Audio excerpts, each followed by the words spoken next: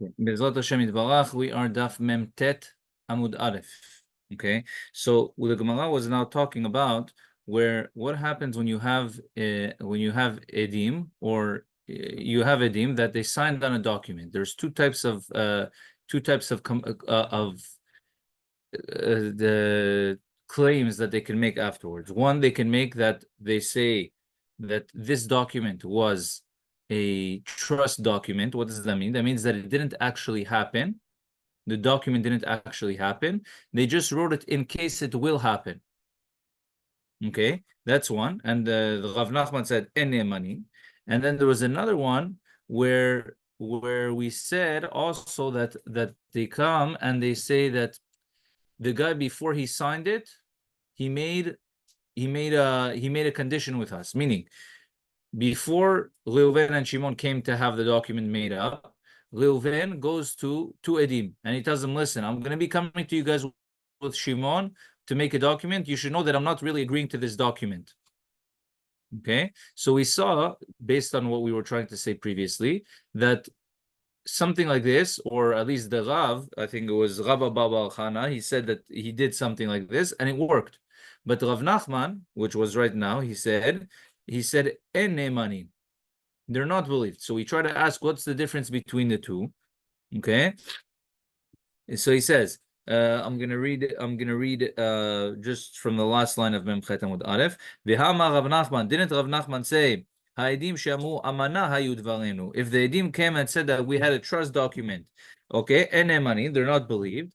Moda'a hayu dvarenu. If they say that our words were also like conditional, or that we had a disclaimer before the document, and emani, they're not believed. So how come Rabbi Baba Khana said that they would be believed? Because the case over there was that Tabi and Papi, right? If you guys remember Tabi and Papi, that they had a document between them, and he said that he made a document before saying that what's going to happen between Tabi and Papi is not going to be good, and we said that worked. So Rav Nachman said that it doesn't work. Says the Gemara, Hani mini al pe.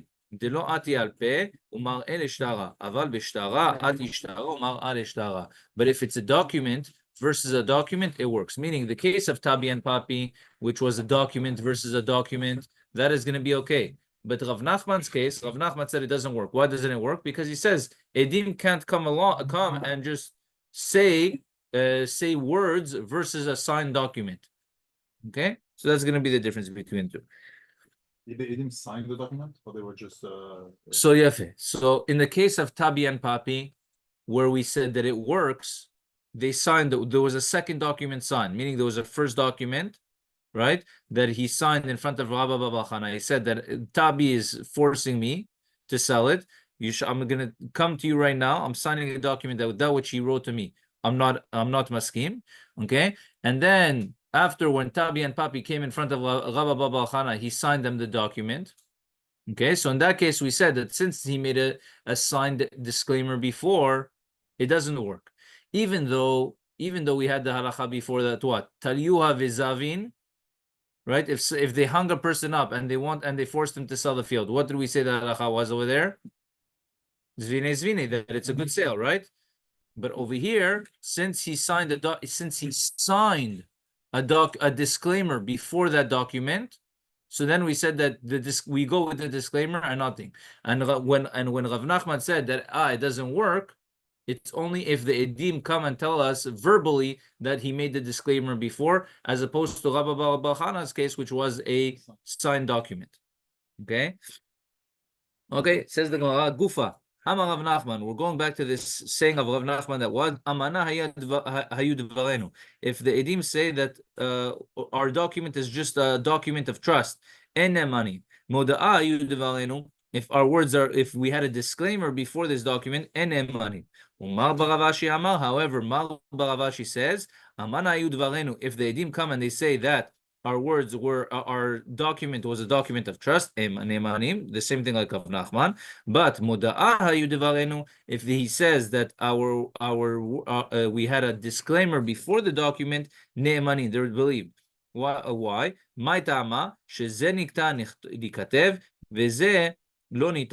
One you can write, the other one you can't write. What does that mean? That means that when it comes to Edim coming and saying that our document that we signed on is the document of trust, right?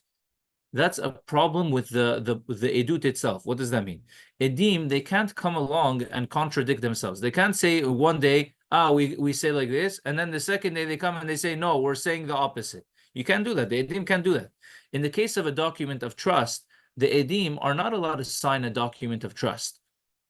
You're not allowed to do something like that. You're not allowed to sign a document that didn't yet happen, right? Yes, okay, the two people trust each other, but what's going to happen if the person now says this document and he's going to go collect from fields that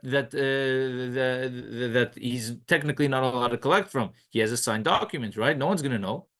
Okay, so the edim, they can't come and contradict. They can't come and contradict themselves. However, when it comes to disclaimer, the disclaimer, if the edim say that this happened before us, it's not contradicting the original edut, so there wouldn't be any problem with it.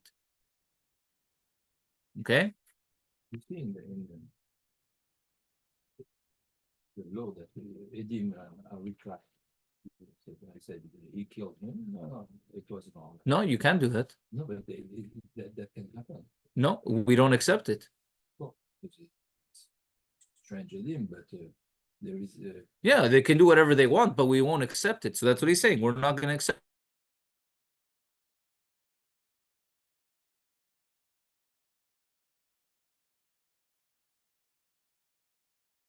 And doesn't have a chazakah in the field of his wife, right?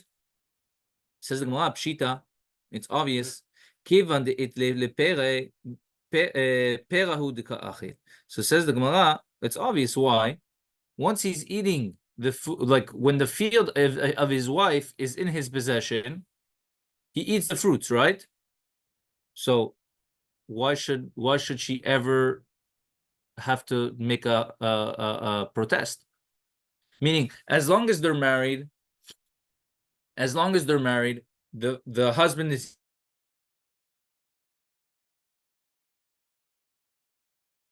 when he's eating the fruits. How do you establish ownership in the field? By eating the food, right? Eating the fruits. He's eating the fruits for a lot more than 3 years, right? And that's obvious. That doesn't show. That doesn't make any that doesn't show that he has a chazakah in the field, just because he has the rights to the fruits of his wife's field, right? So the Gemara is saying, obviously, why was the Mishnah telling us that the man can't have a chazakah in his wife's field?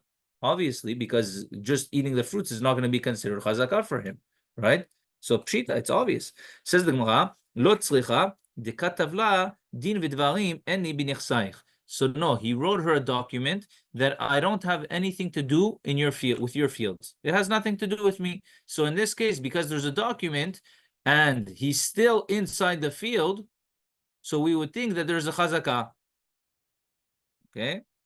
Says the Gemara, v'chi katavla mai havi. What difference does it make if he wrote the document or not?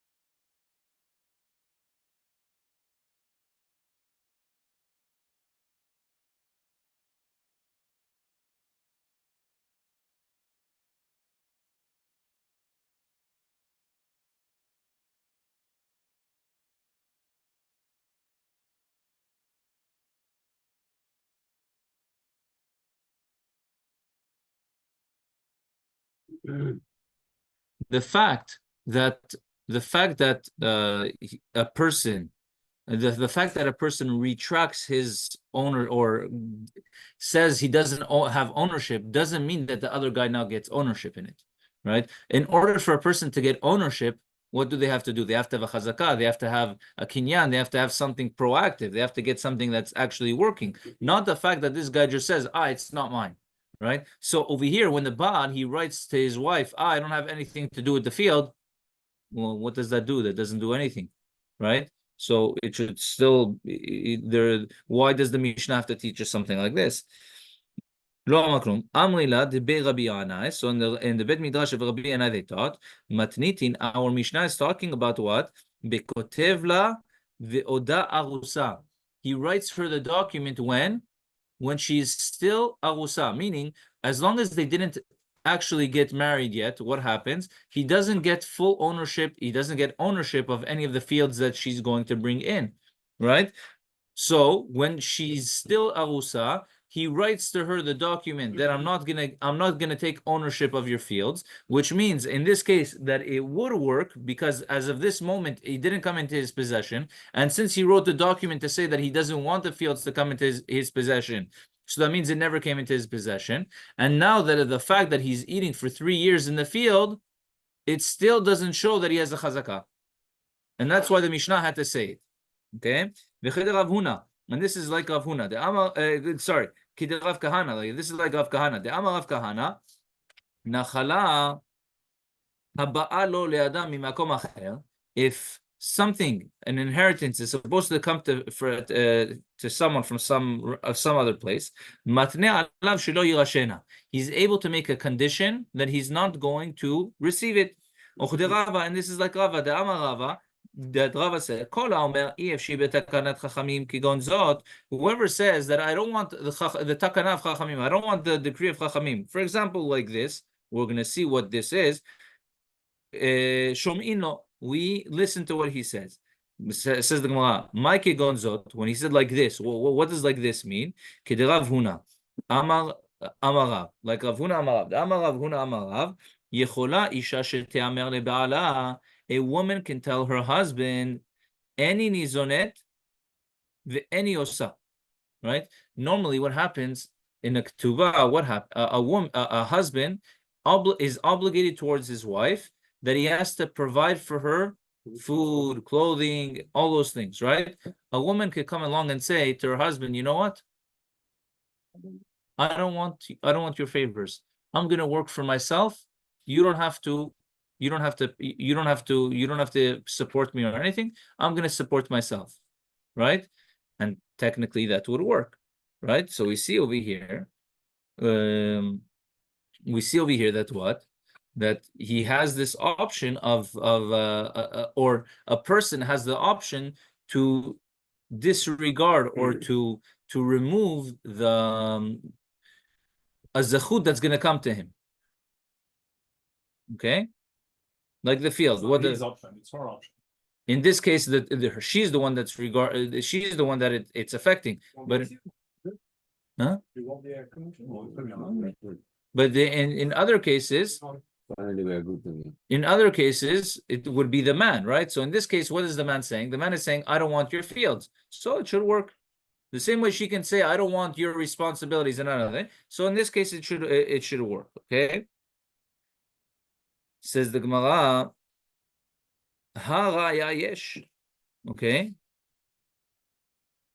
The Gemara is not going back to say that if a person has a proof, okay, that he had a chazakah in the field, it's gonna work. Okay, so he said for all of these cases that normally a chazakah wouldn't work, but if he has a proof to these fields, it should work. Says the Gemara, Tema, but why should it work? Why? Nachat ruach asiti lebali. The woman can claim that, you know what? Yes, you know what? Normally, like we just said, if the husband wrote her a document before that he doesn't want any ownership, and now he's in the field for 3 years, it should technically work, right? And we said that the chidush of the Mishnah is that it doesn't work. But if he can bring a proof that the field belongs to him, then it works. Says the Gemara, why should it work if he brings a proof? What's the problem? The problem is that a woman, what is she gonna? What's her problem? Her problem is she says, listen, at the end of the day, I'm living with him, and if I don't allow him or I don't give him this right, there's gonna be some sort of like lack of trust between the two of us. Yeah, you're gonna say, we have two, each one has their own bank account, right? Unfortunately, we have some couples that each one has their own bank account. We have our own finances. I pay this, you pay this. That's a marriage. A marriage is where everything is together, right? So she's gonna say the reason why I did something like this, or the reason why I allowed him to have a proof, is because I wanted to show a sign of trust. I wanted to have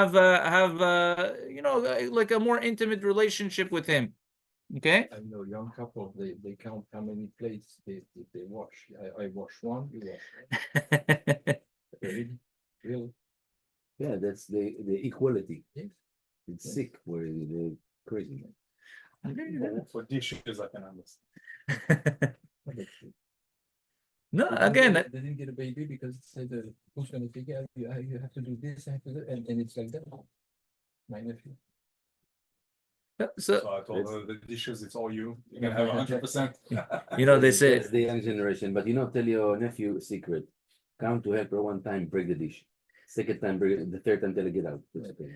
that's what they say. They say that that's why do we break the cup under the chuppah? Right? So she understands the husband doesn't get close to the dishes. So, but at the end of the day, that's exactly what it is. At the end of the day, right? Marriage is what? Is trust. Marriage is trust between the two of them. So yes, technically she says, okay, I don't have the rights to this field. He signed off to me that he doesn't want it. But what? As a good gesture, as a thing. So I let him over there. And then what? If I'm going to protest and I'm going to say, no, it's my field, then what happens? It starts arguments. This one says, no, I have my finances. You have your finances. You pay for this. You pay. What is this? Okay. So says the Gemara.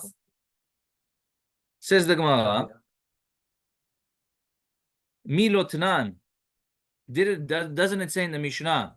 Lakach mina ish v'chazal v'lakach mina isha mikro batel. If a person buys a field from the man, and then he goes ahead and he buys the field, the same field, he buys it from the woman. What happened? The woman came, she brought the field into the marriage, right? And at the end of the marriage, what happens? The field goes back to the woman because it technically belongs to her, right? So what happens? The husband, while he's working in the field, he's only technically getting the rights to the field. The fruits of the field.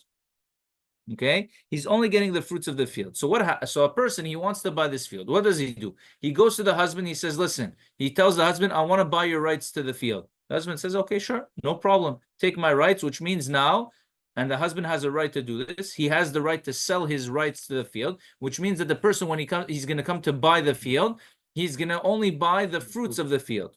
Okay, and then what happens? He goes to the woman. He tells her, "Listen, I want to buy the field completely." So that means that even after the husband passes away, I'm not going to have just the husband's rights. I'm going to have your rights as well. Says the Mishnah, Mikro batel. The sale is canceled. Why is the sale canceled? Because she can say, I wanted to please my husband, so I made as if the sale was like this. So it's kind of like she was forced into a corner. They say lo na'imli. I wasn't comfortable, so I was kind of forced into the corner, but I didn't really want this to happen. Says the Gemara. So if this is the case of the Mishnah, hachanami, in our case also, tema nachat ruach asiti lebali. I was just doing it to please my husband. Ha'it marala. So on this it was said what? Amar Rava bar Rav Huna lo nitzrecha ela beotan shalosh sadot. Okay, there's 3 types of fields that a woman can have. Achat shekatav la. One field is that the husband writes, "This is the field for your ketubah. Okay, this is the field for your ketubah. Ve'achat shichad, sorry, ve'achat shichad la biktuvata, and another one that it was just orally. Okay, so meaning the first one was written in the ketubah. This field is for her. In case of a divorce. Yeah, of course. Okay, it's a ketubah. Ketubah is only in the case of divorce. The second type is if verbally he said to her, this field is going to be for you. Ve'achat she'echnisa lo shum mishela. Okay, and another one is where she brought her own field into the marriage. Okay, now Ketubah can be orally. Just words. no. It's worth nothing. No. The ketubah obviously has a set amount. The ketubah has a set amount. Okay. But he's saying that this field is going to be for your to pay it off. Okay, so let's say the ketubah, inside the ketubah, it's written $100,000. Okay, and then he tells her orally, this field is gonna be set aside for that $100,000. Okay, but there's $100,000 written. Okay, but it doesn't say. The first one was where it said this field, this specific field is for your ketubah. Okay, The last one. the last one If is she bring the field. It's hers. it's hers. But what happens? When she brings fields into the marriage, right? There's two types of her bringing in. There's one type where she brings in a field to the marriage, and it gets counted into the ketubah. What does that mean? It means that a person, when he writes the ketubah, right? He says, okay, the ketubah is going to be X amount. Okay, but this X amount has to include sometimes, right, whatever she brought in before the marriage. Okay, so let's say he wants to write in the ketubah, he wants to write $20,000. Okay, now she brought in property and she brought in everything worth $50,000. So what is he gonna have to write in the ketubah? Now he's gonna have to write $70,000. Okay, so to cover whatever she brought in as well. Okay, but while they're married, what happens? The field, he gets to work in the field, it belongs to him, everything is fine. Okay, now, okay, this is called Nirsetzon Bazel. Okay, where the value of the field was written inside the ketubah, and then and then only at the event of only if there was a death or something like that, that's when he has to pay it off. There's a different type, it's called Nirsetzon Milug, right, where the field belongs to the woman and he just has the rights to work in the field. So the first one, this one, Nirsetzon Bazel, is where he owns the field, but at the end he has to pay it back. The second one is where she owns the field, okay, and he just gets the rights to the work in the field.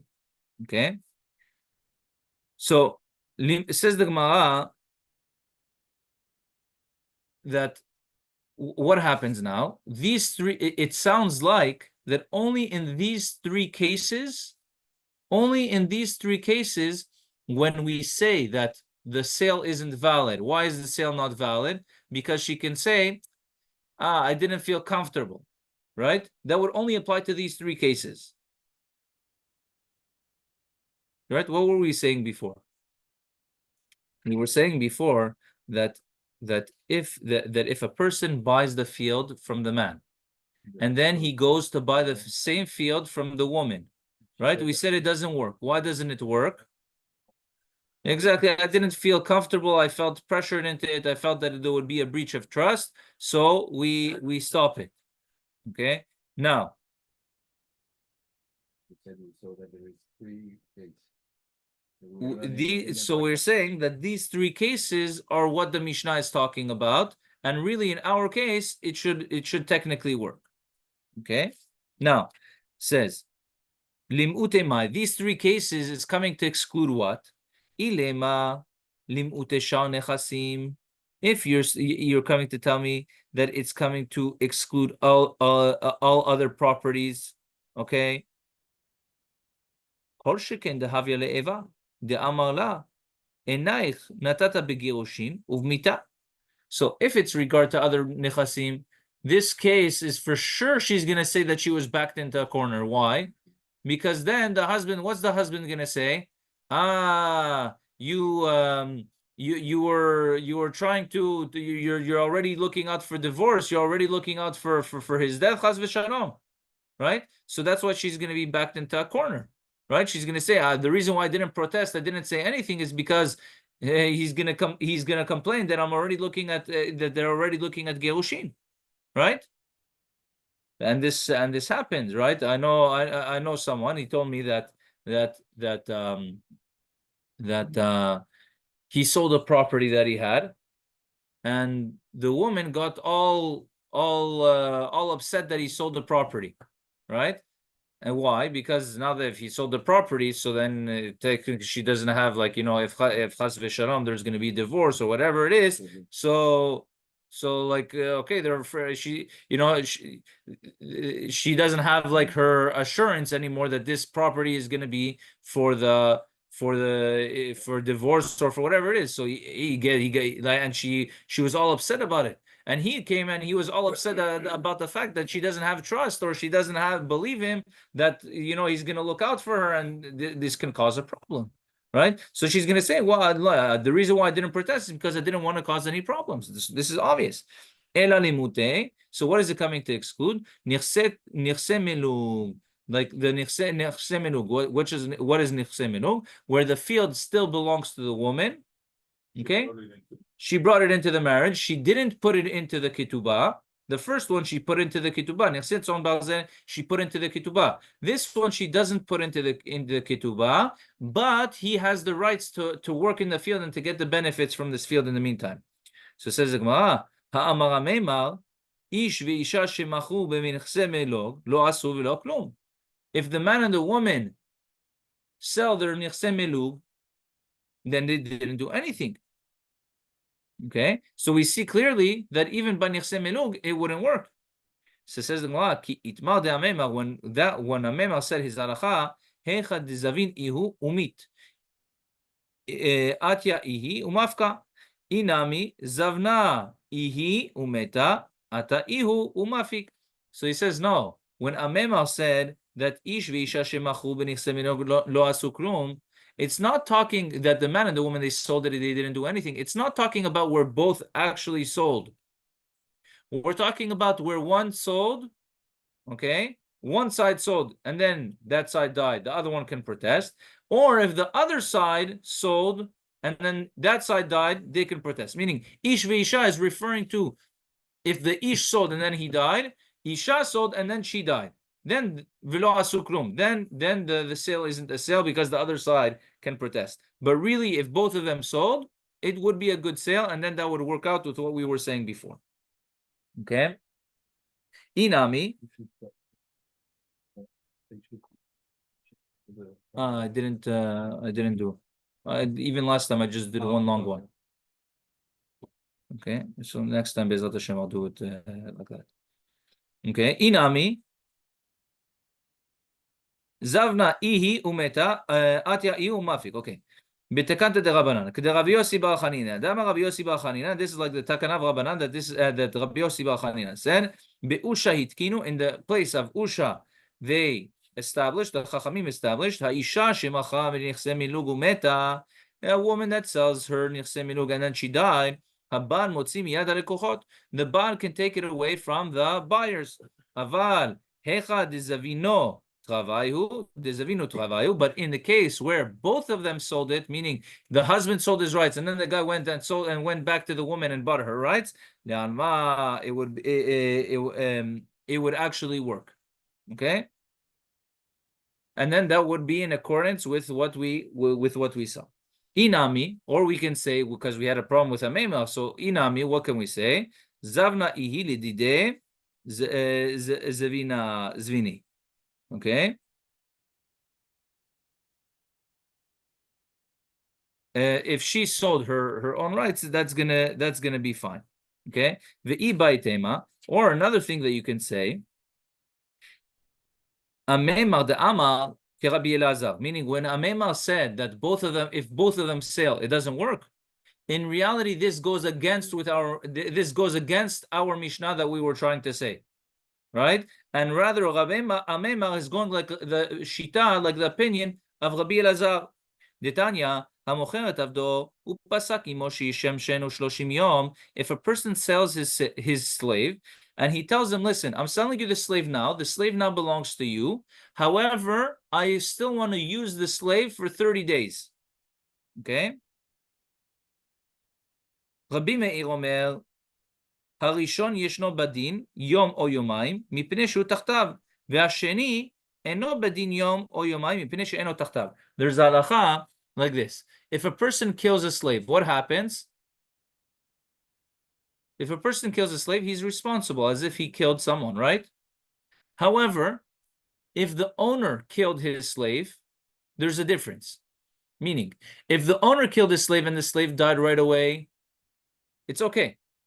But if the owner killed his slave and the slave lived for, the owner injured his slave, and the slave survived for another 24 hours after the injury, and after the 24 hours he died, because of the injury, the owner is patur. Why? The pasuk says, "Ach im yom o yomayim yamod lo yukam ki kaspohu."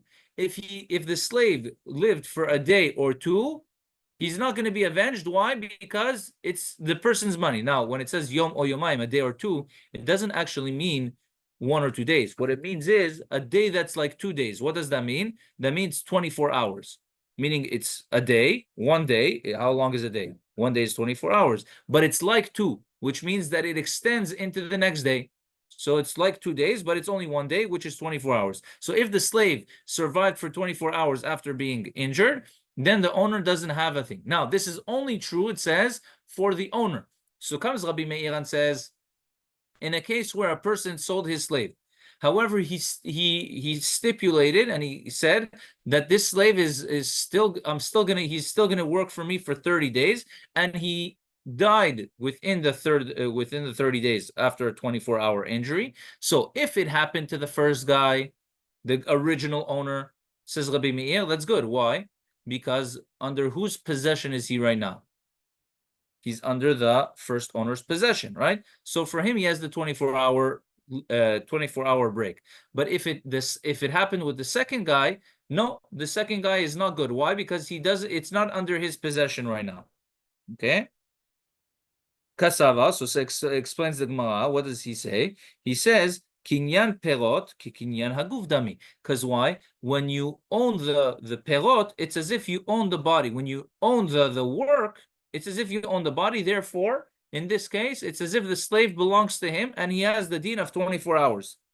Rabbi Yehuda says, no. Hasheni yeshno bedin yom o yomayim. The second owner has this halacha of yom o yomayim, 24 hours. Mipeneshu kaspo. Because it's his actual property. It actually belongs to him. The first guy is only just employing him, but it really belongs to the second guy because he bought him.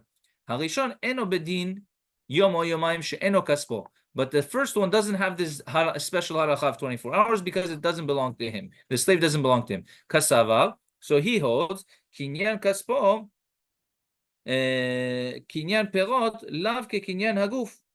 Okay? Kinyan perot, the fact that he owns the work, lav ke kinyan haguf doesn't mean that he owns the body. Rabbi Yossi says, Shnehem bedin yom o yomayim. He says both of them have the halacha of 24 hours. Why? Mipeneshu tachtav. Ze mipeneshu tachtav. The first one because he's actually working by him. Veze mipeneshu kaspo. And the second one because he actually belongs to him. Umisabkale I kinyan perot ke kinyan aguf dami. Ilav ke kinyan aguf dami. Usafek nefashot leaken. So it's a safek if it's considered ke kinyan aguf. If just owning the work is considered kinyan aguf or not. Okay, therefore, since it's safek nefashot, we're going to be la'aked, and both of them are going to get off in this case. Rabbi Elazar omer, שניהם אינו בדין יום או יומיים. זה לפי שאינו תחתיו, וזה לפי שאינו כספו. So what do we see Rabbi Elazar says? Okay. Well, what do we see that Rabbi Elazar says? Rabbi Elazar says that neither of them get this special halacha of 24 hours. Why? Since neither of them have a full claim to the slave, right? So therefore, it doesn't work. So now we're going to apply this halacha, Rabbi Elazar, to what? To our case originally, because that's how we got to Rabbi Elazar. And we're going to say that in the case of Nichse Tzon Milog, where the husband has the rights to the fruits, but the field belongs to the woman, they're never going to be able to sell such a field. Why are they never going to sell such a field? Because the husband, he doesn't actually own the field, and the woman, because she doesn't have the rights to the fruits. So this is going to be another option. How we were saying how a memar is going to answer or is going to say his halacha. A memar said that if a man and woman sold their nichse tzon milug, it's never going to work, right? So we said one option was what? It wasn't actually the man and the woman that both sold. It was either the man sold and then he died, the woman can protest, or the woman sold and then she died, the man can protest. That's one option. Second option is we're saying, like Rabbi Elazar, that both of them don't have the rights to since both of them don't have full rights to the field, they can't sell it. Okay? The Rava says, "My ta'ama the Rabbi Elazar." What's the halacha? What's the reason of Rabbi Elazar? Amalka, because the pasuk says, "Lo yukam ki kaspo hu kaspo amiyuchad lo." So says the Gemara, because the pasuk says, "Lo yukam," he shall not be avenged. Why? Ki kaspo hu. It has to be his money. What's his money? It has to be his fully. It can't be that someone else has a right to it. Okay? Says the Gemara, it says the Mishnah, quote from the Mishnah again. A man doesn't have the chazaka to his wife's fields. Okay? Again, the Gemara is going on the same point of the Mishnah. Says the Gemara, Rav, didn't Rav say Eshet ish tzricha limchot? If the wife has to protest if she sees her husband in the field. So if she has to protest, means that what? That he can get a chazakah. Right? So how do we translate that? So ilema, if you want to say be'acher, we're talking about someone else was in the field and now she has to protest. V'hamarav en machzikin b'nechse eshet ish. Some random guy cannot come and take chazakah in the fields of someone else's wife, someone's wife. Elalav be'bar. So who are we talking about? It must be that the baal was there and the woman has to protest, and if she didn't, then there could be a chazakah. But we see that there's no chazakah. Amarava leolam be'baal. We're talking about really, it's the husband. But what did the husband do? The husband dug in the field pits. Okay? Pits, cisterns, and wells, right? He dug in the field. Now, what does that do? When a person is digging, when a person digs in the field like that, it's damaging the field. Now, if a person damages the field, right? No one is going to let someone damage their field. So if the husband is damaging this field, the woman, in this case, she should protest and say, hey, why are you doing that? This is my field. Who gave you the right? I gave you the right to work in the field, right? I didn't give you the right to damage the field. But if he does that to get better fruits and more food. Again, so that's something else. But over here, we're talking about he dug for wells. He dug for pits. He didn't dig to help the field, right? Plowing is not going to be obviously ruining the field. We're talking about here where he ruined the field. It says the Gemara, V'ha amar Rav Nachman, amar Rav Ava, en chazaka nezakin. He says, wait a second, there's no chazaka. When it comes time to damages, right? When a person damages a field or a person does bad things in the field, there's no chazaka for something like that. Chazaka of owning the field. We'll see. Okay. Ema en din chazaka l'nizkin. So says the Gemara, no. what does it mean en chazaka nizakin? There's no damage, there's no chazaka for damages. So he says that there's no chazaka when it comes to damage, not when a person damages the field. No, for the couple Meaning- pits themselves. Meaning, originally, what did we think? Originally, we thought that the very fact that he damages the field and no one protested is a sign of a chazakah right away for him, right? Why? Because no one's going to let you damage the field. I don't have to wait for 3 years to protest the fact that you damaged my field. If I see someone's damaging the field, I protest right away. You didn't protest right away. That should be a chazakah, right? However, he says, no, that's not the halacha. When we said en chazakah de nizakin, what does it mean? It means that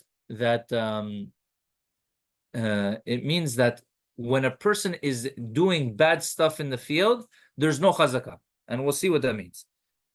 En din chazakah le nizakin. Okay?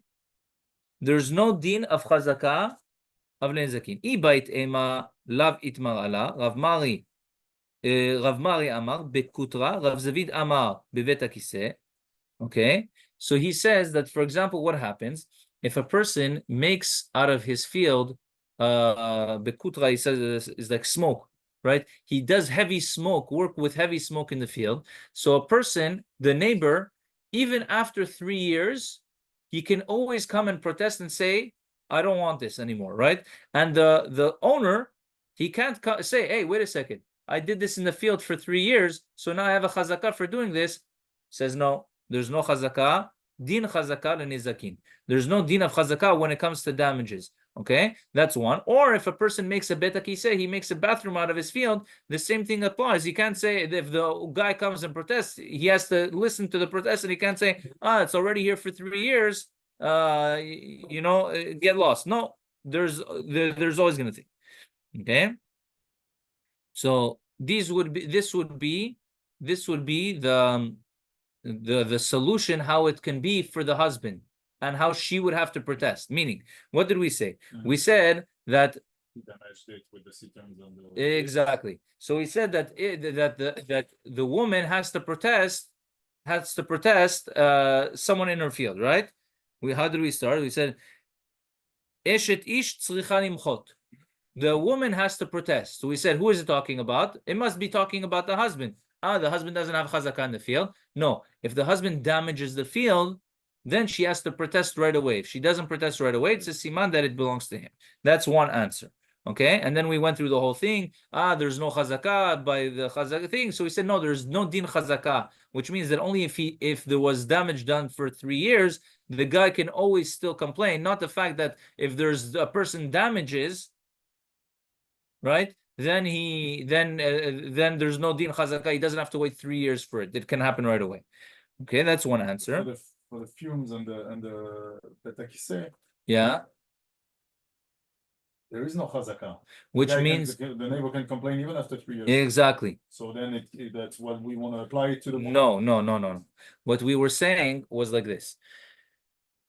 If a person originally what we tried saying is that en chazakah b'nizakin, which means that what? If a person digs a field, or he damages the field, he doesn't have to wait 3 years to get the chazakah. Okay? Why not? Because no one's going to let you damage the field without protesting. If a person didn't protest, that means it's not his. That's one. Then we said, no, don't say that. What's the halacha? The halacha is, don't say that the halacha that he said en din nizakin thing. Don't say that the halacha is like that. What is the halacha of en nizakin en chazakah b'nizakin and din chazakah, which means that if a person was doing bad things in the field for 3 years, he can't claim afterwards, I was doing this for 3 years, I have a chazakah for doing this in the field, and you can't protest. Okay, so then really, what does that leave us with? That leaves us with that if the husband damaged the field, he can get a chazakah in the field. And in that case, the woman would have to protest. By the way? Yeah. Before 3 years. She would have to protest. And if she didn't, then it's a problem for her. Okay? Ibait Eimal. Sorry, no. Rav Yosef Amar, Rav Yosef says no. Le'olam be'acher. When Rava said his halacha that the woman has to protest, right? What did we say till now? That it was talking about, it must be talking about the Baal. It can't be talking about someone else. Why can't it be talking about someone else? Because if it's someone else, we said en chazaka le'acher b'nechse eshet ish, right? So Rav Yosef says no, that's not true. Leolam be'acher. Really, it's talking about someone else who's trying to be machzik basadeh shel eshet ish, and he doesn't have a. And if he tried doing it, she has to protest. V'kegon she'achla miktzat chazaka b'chaye baal v'shalosh le'achar mitat ha'baal. And what was the case? The case is that he had partial chazaka in the life of the husband, and then after the husband died, he had 3 years chazakah in her field, which means that what? This man, he started his chazakah when they were still married, in the life of the husband. 3 years after, he comes and he claims the chazakah directly from the woman after the husband died, or after the divorce. In this case, that's when the woman had to protest. And if she didn't, then she loses the field. So he says, why does that work? He says, Migu, di bai amale, because if he wants, he can. What can he tell her? Minach. I bought it directly from you. Right?